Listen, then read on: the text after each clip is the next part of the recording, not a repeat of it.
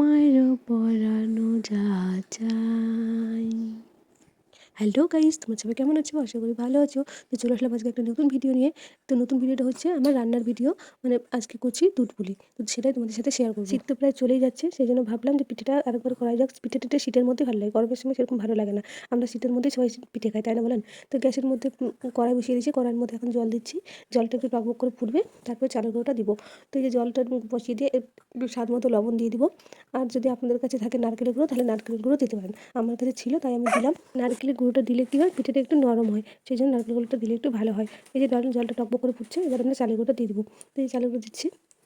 জলটা টকবক করে ফুটার পরে চালের গুঁড়োটা দিতে হয়, তাহলে চালের গুঁড়োটা খুব নরম হয়। এই যে চালের গুঁড়োটা দিয়ে এবার খুন্তি দিয়ে একটু নেড়ে দেবো। যে খুন্তি দিয়ে নেড়ে দিচ্ছি, খুন্তি দিয়ে নাড়ার পর এটাকে 5 মিনিট গ্যাস অফ করে রেখে দেবো, তাহলে চালের গুঁড়োটা খুব নরম হবে। এই যে গ্যাস অফ করে দিলাম। তো গ্যাস অফ করে ঢাকা দিয়ে 5 মিনিট পরে ফিরে আসছি। তো এই যে 5 মিনিট পর ফিরে আসলাম। চালের গুঁড়োটা এখন দেখছি যে খুব নরমই হয়েছে, মানে ভালো হয়েছে। এটা এখন হালকা করে মাখবো, মানে হালকা হাতে, যে মানে গরম আছে যেহেতু হাতে লাগতে পারে, সেই জন্য হালকা করে ঠান্ডা জল দিয়ে মাখবো। এর মধ্যে ঠান্ডা জল দেওয়া যাবে না, কিন্তু হাতের মধ্যে একটু ঠান্ডা জল নেওয়া হবে। কিন্তু এখানে দিতে গেলে গরম জলই দিতে হবে, ঠান্ডা জল এর মধ্যে দেওয়া যাবে না। জল লাগে, সেই জন্য আমি আগে থেকে গরম জল একটু তুলে রেখেছিলাম। এই যে পুরটা আমি করে রেখেছি। এদিকে পিঠেগুলো সব করছি, এদিকে দুধ বসিয়ে দিয়েছি। প্যাকেটের দুধ কিছু দিয়েছি, কিছু গরুর দুধ দিয়েছি। এই যে প্যাকেটের দুধ ঝালছি, আর এর মধ্যে একটু গুঁড়ো দুধ দিব। তো গুঁড়ো দুধ দিলে টেস্টটা একটু বেশি আসে। এই যে গুঁড়ো দুধ ঝালছি, গুঁড়ো দুধ দিলে টেস্টটা একটু ভালো হয়, সেই জন্য গুঁড়ো দুধটা একটু মেশালাম।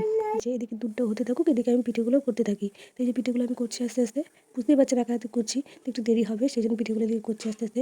অনেকগুলি করেছি। এদিকে আমি পিঠেগুলো করি। এবার তোমরা কে কোথা থেকে বলছো একটু কমেন্টে বলো প্লিজ। আর দেখতে থাকো। এই যে দাঁড়িয়ে দাঁড়িয়ে করতে পারলাম না, সেই জন্য একটু বসে গেলাম। কোমরটা লেগে উঠছে, সেই জন্য বসে গেলাম। অনেকগুলো যেহেতু করবো, তো সেই জন্য বসেই করবো ভাবলাম, তো বসে গেছি। এই যে এভাবে গোল করবো, গোল করে এর মধ্যে ভিতরে পুরটা ঢোকাবো। গোল করে নিতে হবে এরকম, আর একটু জল দিয়ে দিয়ে করতে পারো, কারণ যেহেতু হাতে লেগে যায়। তো এই যে পুরটা দিয়ে দিলাম, এর মধ্যে পুরটা দিয়ে চেপে দিতে হবে, ভালো করে চেপে দিতে হবে, নাহলে বেরিয়ে যাবে, বেরিয়ে যাওয়ার সম্ভাবনা থাকে, সেই জন্য ভালো করে একটু চেপে দিতে হবে। এইভাবে চেপে দিতে হবে। এবার অনেকে অনেক রকম করতে পারে, আমরা এইভাবেই করি। অনেকটা ডিজাইন আছে, তো তাড়াতাড়ি করে এইভাবেই করে নিলাম। মেয়েকে ঘুমিয়ে রেখেছি, সেই জন্য তাড়াতাড়ি করে এইভাবেই করে নিলাম। দেখো, দেখতেও কিন্তু সুন্দর লাগছে। তোমাদের কেমন লাগছে? আমার তো সুন্দরই লাগছে। তোমাদের কাছে কেমন লাগছে? এই যে দেখো কত সুন্দর হলো। এমনি করে সবগুলো পিঠে করে নেব। এই যে এক এক করে আমার সব পিঠেই করা হয়ে গেল। এবার পিঠেগুলোকে শুধু ছাড়ার পালা। এদিকে আমি দুধটা বসিয়ে রেখেছিলাম, এই যে দুধও আমার গরম হচ্ছে, দুধটাও প্রায় ঘন হয়ে আসলো। এই যে এবার এক এক করে পিঠেগুলো আমি ছেড়ে দেবো। তো তোমাদের ভিডিওটা কেমন লাগলো? যদি ভালো লাগে তো প্লিজ লাইক কমেন্ট শেয়ার করে দিও, করলে আমি খুশি হব। আর কে কোথা থেকে বলছো প্লিজ কমেন্ট করেও বলো। এই যে এক এক করে পিঠেগুলো আমি এখন ছাড়ছি। আর পিঠেগুলো যখন ছাড়বো তখন গ্যাসটা একদম লো করে রাখতে হবে। গ্যাসটা হাই করে রাখলে পিঠেগুলো ভেঙে যাওয়ার সম্ভাবনা থাকবে, সেই জন্য গ্যাসটা লো মিডিয়ামে করে রাখতে হবে। যে এবার এক এক করে ছাড়ছি, আস্তে আস্তে করে ছাড়তে হবে, বেশি উঁচু থেকে ফেললে হবে না।